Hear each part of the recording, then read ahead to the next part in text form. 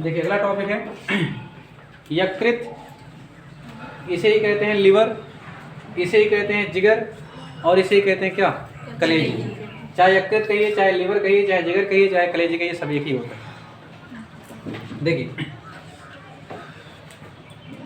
यकृत जो है पूरे शरीर की सबसे बड़ी ग्रंथि होती है, पूरे शरीर की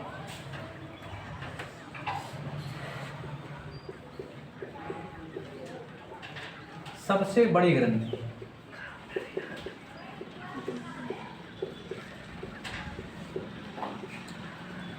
पूरे शरीर की सबसे बड़ी ग्रंथि होती है यकृत।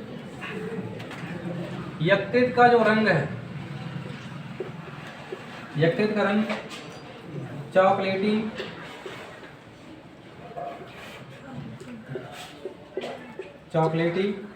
या भूरा होता है, दो कलर का होता है। यकृत जो है पूरे शरीर की सबसे बड़ी ग्रंथि होती है। यकृत का रंग चॉकलेटी या फिर क्या होता है, भूरा होता है। यकृत से ही पित्तरस का स्राव होता है। यकृत से ही क्या बनता है, पित्तरस बनता है। यकृत से ही पित्तरस का निर्माण होता है, पित्तरस का स्राव होता है। और इस पित्तरस का पीएच मान 7.7 होता है, अर्थात जो पित्तरस होता है वो क्षारीय होता है। यकृत जो है प्रोटीन के पाचन में मुख्य भूमिका निभाती है। यकृत जो है प्रोटीन का जब पाचन होता है उसमें मुख्य भूमिका निभाती है, प्रोटीन के पाचन। तो यकृत जो है प्रोटीन के पाचन में सबसे मुख्य भूमिका निभाती है। यकृत का काम है कि ये प्रोटीन को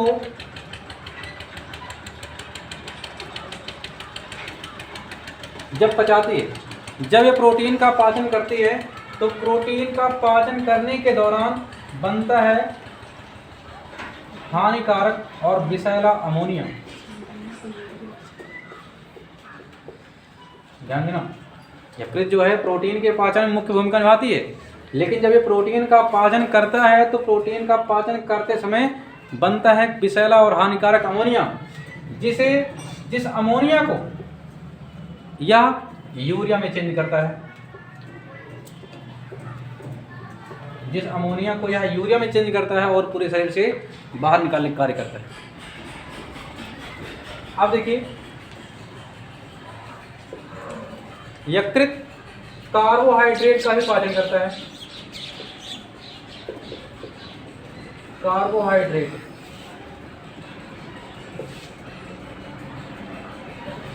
लेकिन जब ये कार्बोहाइड्रेट का पाचन करता है बड़ा चालाक होता है, बहुत ज़्यादा समझदार होता है यकृत।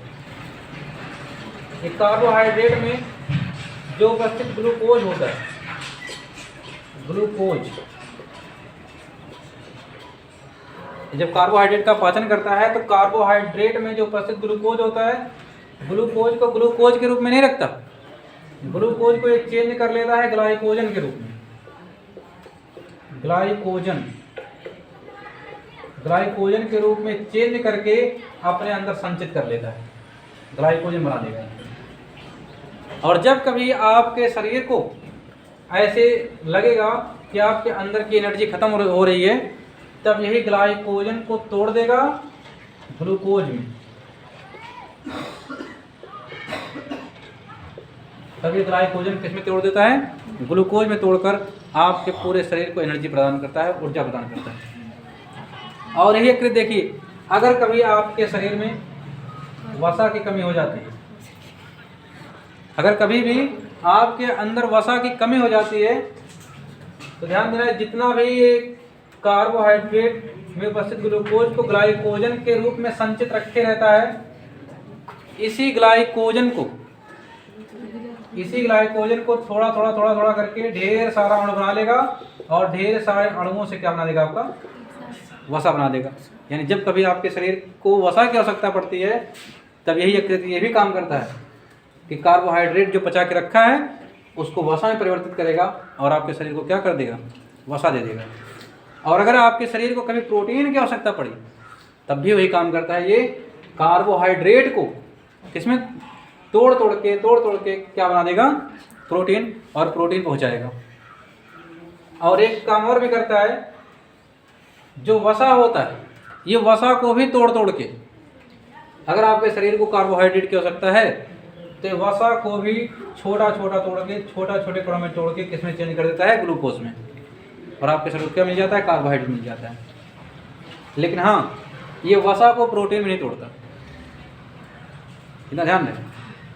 कार्बोहाइड्रेट को चेंज कर देगा किसमें, प्रोटीन में, ग्लूकोज में, और वसा को चेंज कर देगा किसमें, कार्बोहाइड्रेट में, लेकिन प्रोटीन में नहीं चेंज करता, इतना याद है। और यहाँ से जो पित्तरस है, इस पित्तरस के कारण ही, एक बात ध्यान देगा इस पित्तरस में, कि इस पित्तरस के कारण ही जो पाचन तंत्र होता है, यानी कि जो छोटी आंत, जो आंत होती है, आंत में उपस्थित जो भी एंजाइम होते हैं,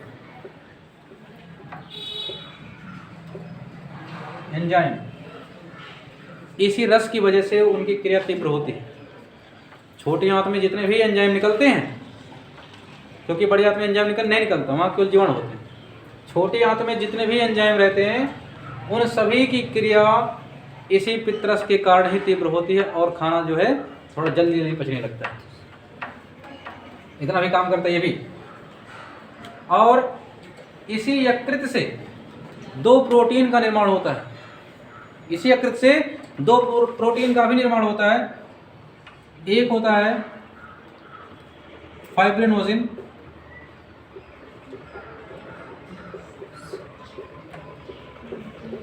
और एक होता है हिपैरिन। ये प्रोटीन होते हैं। ये क्वेश्चन कई बार पूछा गया है, एसएससी से पूछा जाता है।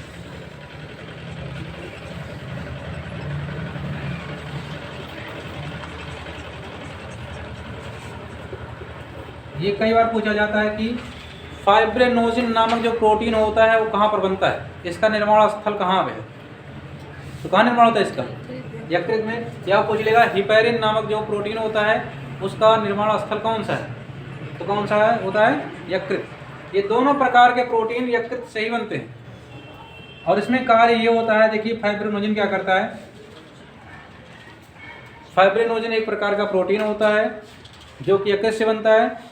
जब आपके शरीर में कहीं भी कट पिट जाता है, कहीं भी कट गया, तो वहाँ धीरे धीरे निकलने लगता है खून, और खून कुछ देर तक निकलेगा, फिर उसके बाद धीरे धीरे जमने लगता है, पपड़ी बन जाएगा। तो उसको जमाने का, बाहर जो जमाने वाला कार्य होता है वो फाइब्रिनोजिन का होता है। तो जो फाइब्रिनोजिन नामक प्रोटीन होता है वो रक्त को शरीर के बाहर थक्का बनाने के, यानी कि जमने के काम में आता है। शरीर के बाहर रक्त क्या करता है, वो थक्का बना देता है, जमा देता है, ताकि रक्त ना बहे।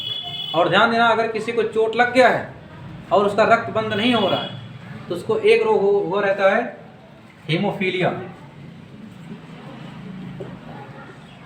हीमोफीलिया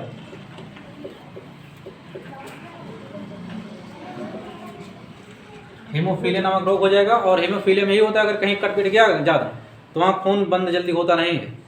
और अगर खून बंद नहीं होता, सीधी सी बात है, आपके अंदर का जो फाइब्रिनोजिन नामक प्रोटीन है वो बनना क्या हो गया है, बंद हो गया। अब फाइब्रिनोजिन आपके अंदर नहीं है, तभी आपको हीमोफीलिया हुआ है। और ध्यान देना, ये हीमोफीलिया एक बार फ्रांस की रानी को हो गया, विक्टोरिया को हो चुका था। ठीक है, रानी विक्टोरिया को एक बार हीमोफीलिया हो गया था और इसी वजह से मरी थी। ठीक है, हीमोफीलिया की वजह से। जिसको एक बार हो गया और कट पिट गया कहीं, तो जान लो फिर खून बंद नहीं होगा उसका। और ये हिपैरिन होता है, ये भी एक प्रोटीन होता है। ये क्या करता है, ये रक्त में ही पाया जाता है। ये भी रक्त में पाया जाता है, ये भी रक्त में, लेकिन बनता कहाँ है, यकृत में। रक्त में ये भी होता है हिपैरिन। ये रक्त को शरीर के अंदर जो नसें होती हैं जिसमें रक्त बहता है, इसमें कभी जमने नहीं देता। क्योंकि अगर नस के अंदर कभी जम गया ना, तो तुरंत ही रक्त बन जाएगा कोल्ड, थक्का बन जाएगा और आपकी हो जाएगी मृत्यु। ध्यान देना, दोनों प्रोटीन बनते यहीं से, लेकिन दोनों का काम अलग अलग है। फाइब्रिनोजिन आपके शरीर के बाहर कहीं चोट लग गया तो खून को बहने से रोकेगा, और हेपेरिन और आपके अंदर ये शरीर रक्त को जमने नहीं देगा। दोनों काम है इसका।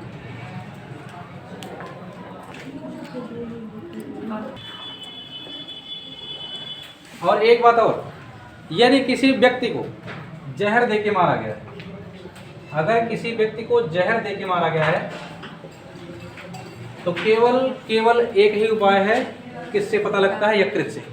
यकृत ही वो सुराख है जिससे पता चल जाएगा कि आपको जहर से मारा गया। अगर किसी व्यक्ति को जहर दे के मारा गया है तो उसका केवल एक सुराख है, कौन सा? यकृत। और हाँ, इसका जो वजन होता है, सबसे बड़ी होती है ग्रंथि पूरे शरीर की, और इसका जो वजन होता है वो 1.5 से 2 किलोग्राम तक होता है। यानी एक पीस लाइए घर पर खाइए ना। हाँ, एक यकृत का वजन कितना होता है? 1.5 से 2 किलोग्राम तक।